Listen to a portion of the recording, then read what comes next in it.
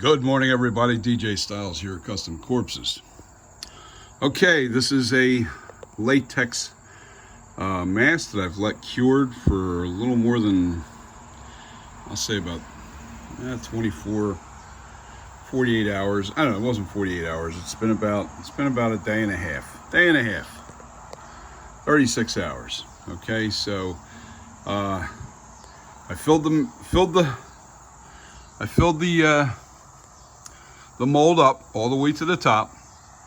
Then I let it dwell in the mold for about 3 hours because I want it to be a thick pour.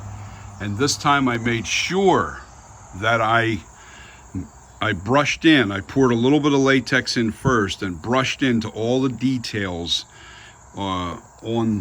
into the mold. This way I didn't have any air bubbles. I didn't want any air bubbles. That's the biggest problem with doing these molds. Now, let me regress a little bit back to right before I put the latex in here. I filled this all the way up with water, all the way to the top. I let it sit in there and kind of was draining out a little bit at a time, you know, because it does leak a little bit at where the seam is, but not much. But the point of that was to eliminate some of the air bubbling that takes place with the plaster. So you fill it with water first, then let it sit and set it 15 minutes or so, and then dump the water out, and you want it completely out of there. Then fill your latex in the bottom just a little bit, brush it into the spots. Then you fill it all the way up to the top, and once you have it filled all the way to the top of your mold, then what you do is you take your hammer, or where did I put it? Oh, it's over here. I use this. I love this type of. It's a urethane hammer. It's not really a rubber mallet, and you tap the hell out of this thing. The real thing you should own is actually a vibrating table, and what that does is it makes sure all the bubbles. Man, I can't even speak. I just woke up, guys, so forgive me. It makes sure all the bubbles come away from the face of your stone and brings them to the surface. So I am going to invest in a vibrating table, but for right now I've been using the hammer, and I pounded this for like 15 minutes all over. Not real hard, but just as fast as I could, just to create a nice vibration to bring those bubbles away from the surface of the mold.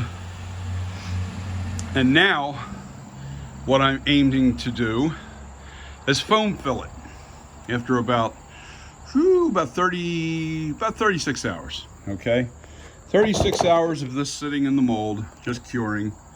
All right, the first thing I do is I make a PVC pipe. I make sure it's not touching the bottom of the head. I don't want that to happen.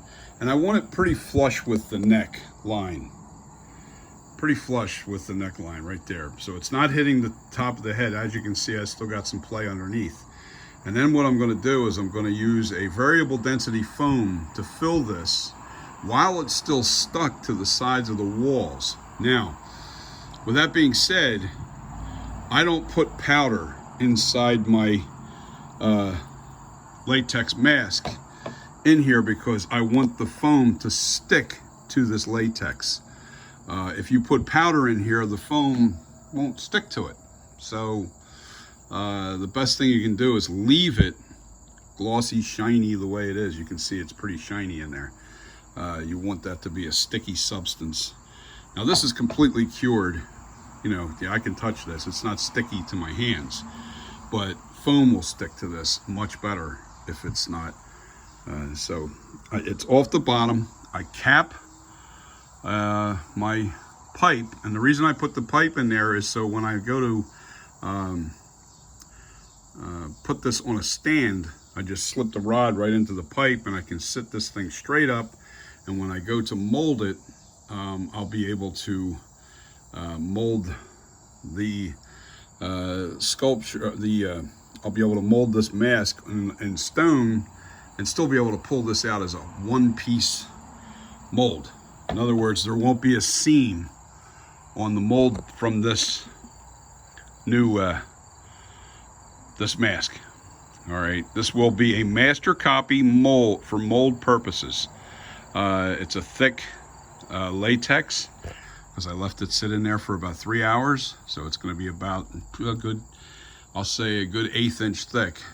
And I'm going to foam fill it and use this to make another mold that after about a week I have to let this shrink up really good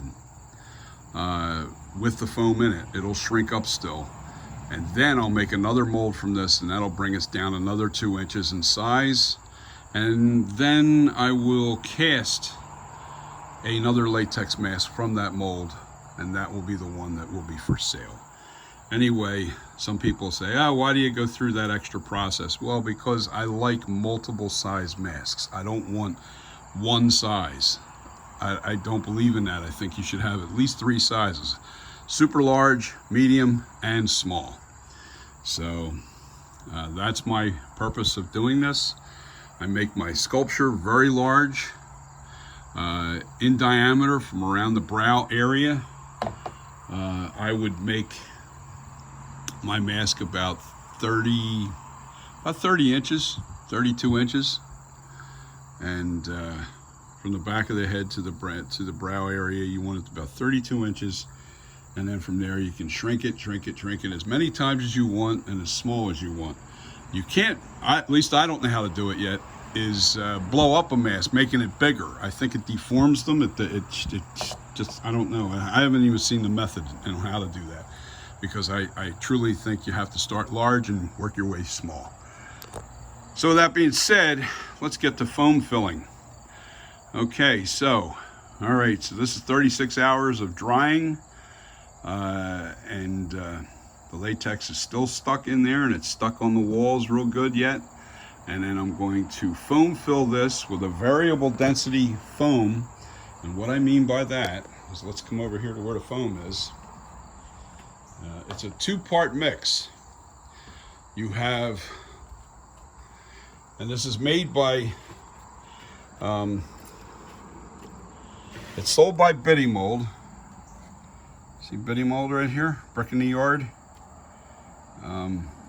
Brick in the Yard. You want to go to their website. That's a good place to shop. I get all my products from them. And this is a 2-part. Now here's the foam, and then here's the activator. Now I like to use, because I live further north, the more humidity, the better this fires up. The less dense you can make it. The more dense it is, the less it foams up. All right, so the ratio is 100:30, which is a real soft foam, less dense. And it can go as high as 100:50 ratio. So it's 100 grams of the foam, the big bottle here, the white stuff, and I'm going to use the 100:50 ratio. So it'll be a firmer foam, but it works better in this climate. The further north you are, the denser you have to make your foam. I couldn't do the 100:30 ratio here. I've tried numerous times. It doesn't work where I live, and that's in South Jersey. So I plan on going with 100:50 ratio. So it's 100 grams of this to 50 grams of that. So if I put 600 grams of this foam in this bucket, I've got my scale. You definitely got to have a scale, and you want grams, measured to grams. All right, so let's see. Yeah, 600. Yeah, so that would be basically, 300 grams. What am I thinking? I'm just not awake yet, guys. So it's an additional 300 grams. So it'll be 600, 700, 800, 900 grams total to fill that mask, to fill that void. And I don't even think I need that much. So maybe I'll go 400 grams. No, I better go a little higher. I'll go 500 grams. Yes, I'll go 500 grams of the foam. And I guess it's going to be 200 and... Actually, it'll be... yeah, it'll be 250 grams additional instead of the 3. Yeah, it'll be 50 grams less. So it's going to be 500, 750 grams total. 750 grams total. The first thing you pour into this bucket here, well, first of all, we want to zero this out. I'm going to turn this on. All right, now I've got the bucket on there. Now it's zeroed out. Perfect. All right, so now I've got to take my foam and pour it into the bucket. I've got my mixer. All right. Now this stuff really, it activates fast, so you've got to mix this really vigorously and make sure you're scraping the bottom, scraping the sides, and then pour it into your mask really fast. You do not have time to lollygag around, and don't, whatever you do, walk away from this. Once you start this process, you are in trouble. So here's how we're going to do this. We're going to put, oh, that says 1. I'm going to zero that. There we go. That's zeroed out. All right. I'm going to put this on the stand so I can free up my hands.